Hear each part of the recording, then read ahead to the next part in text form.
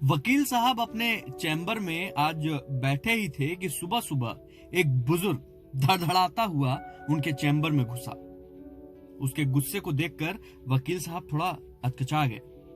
अचानक उस बुजुर्ग ने आते ही बम फोड़ दिया। वकील साहब, मुझे इस मकान पर स्टे ऑर्डर चाहिए और किसी भी हालत में यह मकान मेरे भाई को नहीं मिलना चाहिए।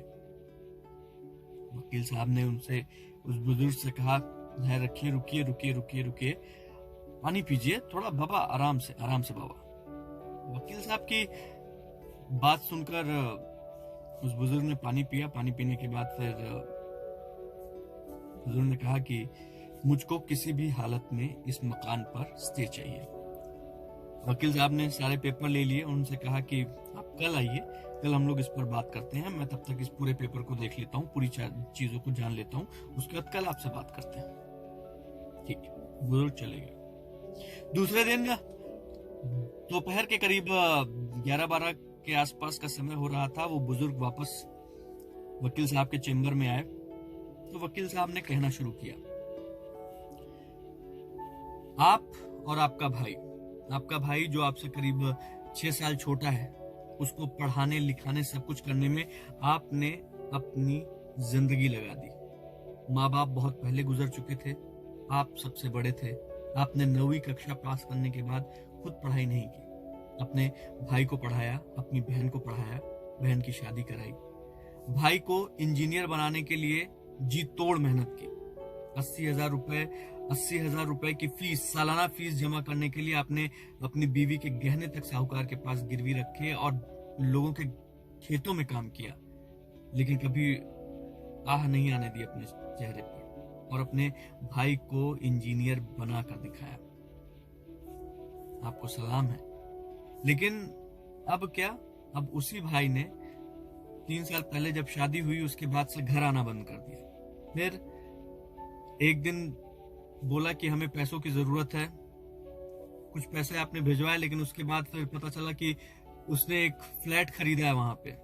आपने पूछा कि भैया पैसे कहाँ से आए, तो उसने कहा कर्ज लिया है। फिर उसके बाद वापस आया और एक दिन आपसे कहने लगा कि मुझे अपनी घर की खेती और जमीन जायदाद में अपना आधा हिस्सा चाहिए, और उसके बाद फिर वो चला गया। तब से आप गुस्से में हैं और आप चाहते हैं कि वो जो घर उसने लिया है उस पे स्टे हो, क्योंकि आपका भी उसमें हक बनता है, अधिकार बनता है। आपकी भी जिंदगी भर की जो मेहनत है उस मेहनत में एक हिस्सा बनता है। बाबा ने हाथ हिलाया, बाबा ने सर हिलाया, बाबा ने कहा, बिल्कुल मैं यही चाहता हूं। वकील साहब ने कहा कि अगर आप उस स्टे को चाहते हैं, उस घर को आपके भाई को न मिले, तो हो जाएगा, स्टे भी लग जाएगा, लेकिन स्टे वहां लगेगा, बड़प्पन यहां खत्म होगा। आप शुरू से बड़े थे, आपने अपने भाई के लिए बहुत कुछ किया और हर बार आपने बड़प्पन दिखाया, अपने आप को हर तरीके से इस काबिल बनाया या इस मेहनत के लायक बनाया कि आप अपने भाई को यहां तक पहुंचा सके। अपनी बहन को आपने एक अच्छा परिवार दिया। अब आप अपना बड़प्पन क्यों खो रहे हैं, सिर्फ एक फ्लैट के लिए, या उस गुस्से की वजह से, जो गुस्सा आपका इस समय आपके भाई के लिए है कि वो कितना कृतज्ञ निकला, जिसने आपकी एक भी उस दर्द को, उस मेहनत को, उस शिद्दत को, उस त्याग को नहीं देखा जो आपने उसके लिए किया था। गुस्सा जायज है बाबा, गुस्सा होना भी चाहिए, लेकिन आपको बता दूं कि आप कोर्ट कचहरी के चक्कर में पड़ेंगे, आपके कई साल बर्बाद होंगे सिर्फ इस गुस्से की वजह से। आप इससे बाहर निकलिए, अपना बड़प्पन बनाए रखिए और अपने बच्चों पर ध्यान दीजिए। एक बेटा है आपका, उसको पढ़ाइए, उसके भविष्य के बारे में जानकारी कीजिए, उसके भविष्य को बनाइए।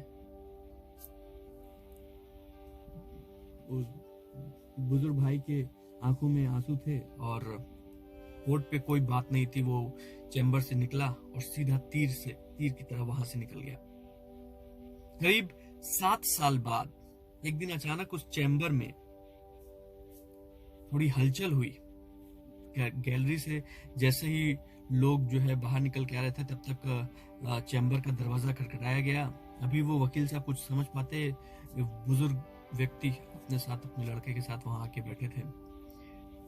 उस बुजुर्ग व्यक्ति को देखते ही वकील साहब ने उन्हें पहचान लिया और वकील साहब ने कहा, बाबा नमस्ते।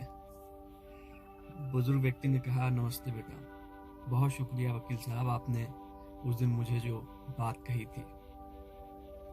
ये मेरा बेटा है, ये आपके कोर्ट में आज से मजिस्ट्रेट के तौर पर ज्वाइन कर रहा है। मैं आपका आभारी हूं कि आपने मुझको सही राह दिखाई, मेरे गुस्से को सही राह दिखाई। सुनते ही वकील साहब अपनी सीट से खड़े हुए, उन्होंने उसके बेटे से हाथ मिलाया और तीनों की आंखों में आंसू थे।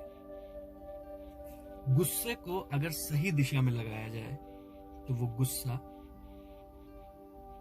बहुत बड़ा काम कर सकता है।